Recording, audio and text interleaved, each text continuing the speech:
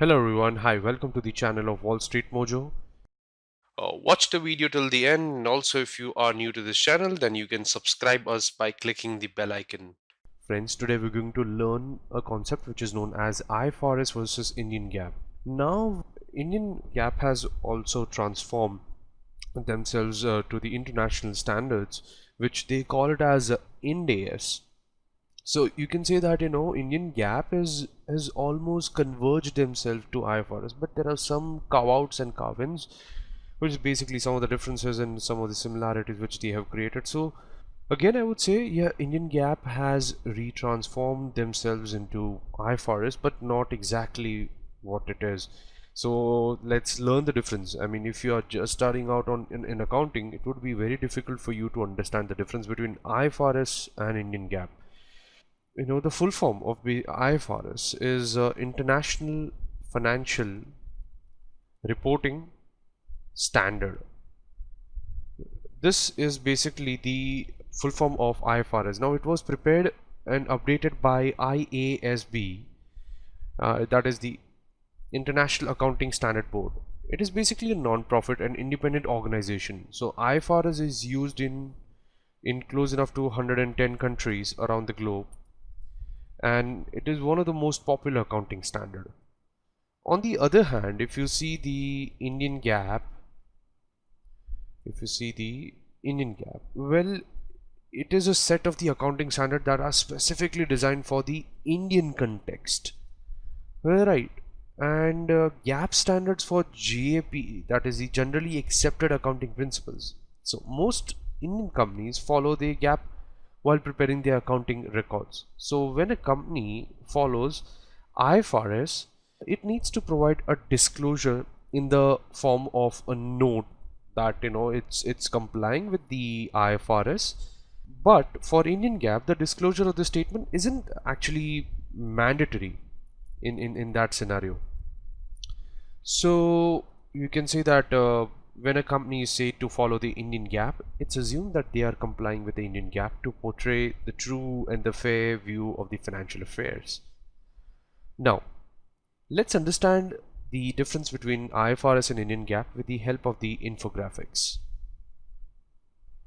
The first and the foremost difference is the meaning of the abbreviation.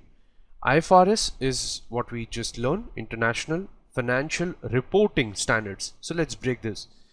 It is followed in 112 countries.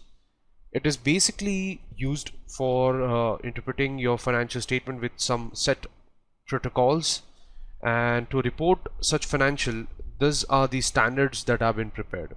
Indian GAAP is basically the Indian version of generally accepted principle. Nowadays it is known as the Ind AS. It's called as the Ind AS. The second point of difference, who has exactly developed this? The IFRS is developed by the International Accounting Standard Board, that is known as the IASB. But when we talk about the Indian GAAP, it has been prepared by the Ministry of the Corporate Affairs, who also handles the Companies Act 2013. So these are the two bodies who have actually developed, and they have tried to integrate all the standards in the most efficient manner. The third is the disclosure.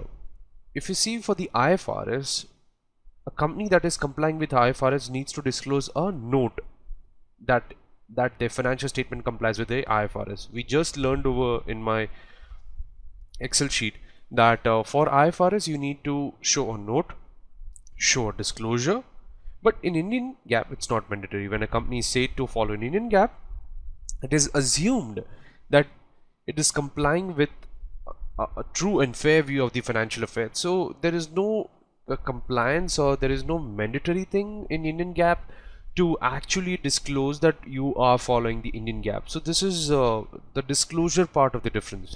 Now let's see who exactly adopts, or who adopted by whom. I mean, see, companies in 110 countries around the globe have adopted the IFRS. So that is a really big number in itself, because when we are talking in terms of countries.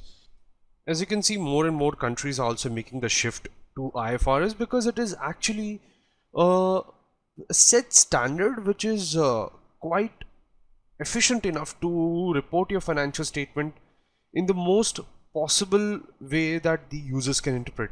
And the Indian GAAP is only adopted by the Indian company. So this is like, standardized form that has been prepared for the Indian GAAP, or for the Indian companies itself. The Indian GAAP is prepared.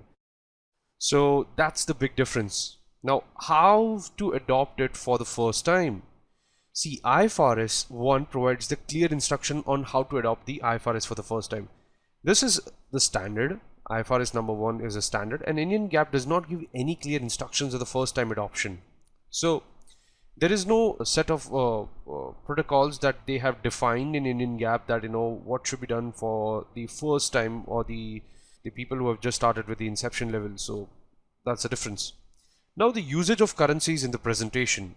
If you talk about IFRS, when the financial statements are not presented in the functional currency, which is the original currency, then the assets and liabilities of the balance sheets are transferred by the exchange rate.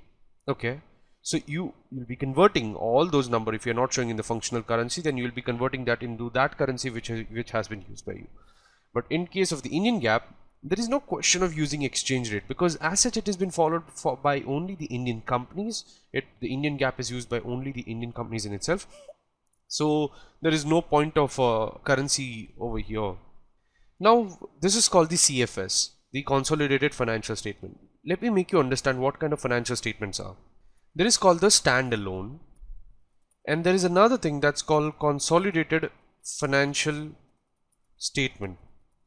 Right. So standalone is basically, from the word itself you can make out that if you have a company which is just a subsidiary, or let's say which is one segment, so you're reporting them as one single financial statement.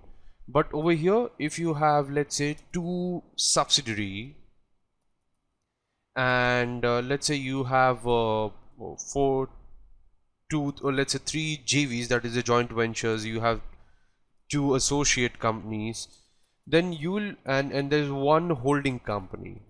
Okay, because if you without one holding company, this three can't be possible, right? So when you combine all of this, you get a consolidated financial statement. So this is a standalone reporting, and this is the consolidation of all this. So that's the difference. Now if we talk about the IFRS, if the companies don't come under the exemption criteria mentioned in IAS 27, the companies need to prepare the consolidated financial statement. So there is a protocol, the rule that has been, or the standard that provides in IAS 27 in para 10, it is say that if you are not covered within the exemption, then you actually need to prepare the consolidated financial statement. And there are some set of criteria which defines the exemption for not reporting in terms of the CFS, the consolidated financial statement. But if we talk about the Indian GAAP, the companies prepare basically the financial statement, the individual, that is the standalone financial statement, and there is no requirement of preparing the consolidated statements. So it is actually discretionary. What financial statement needs to be prepared? So that's the 8 point. What are the financial statements that needs to be prepared? In IFRS, the company needs to prepare the balance sheet, income statement, and which is also known as the comprehensive income. So remember one thing, there are different types of statements that you prepare. The balance sheet, which everyone knows. There is one income statement, and there is one more thing that's called the cash flow statement. So in Indian companies following Indian GAAP needs to prepare the balance sheet, profit and loss account, and the cash flow statement. So the one thing which is not over here in the Indian GAAP is the cash flow statement. I hope you have got a clear idea difference between the IFRS and the Indian GAAP. So that's it for this particular topic. If you have learned and enjoyed watching this video, please like and comment on this video and subscribe to our channel for the latest updates. Thank you everyone. Cheers.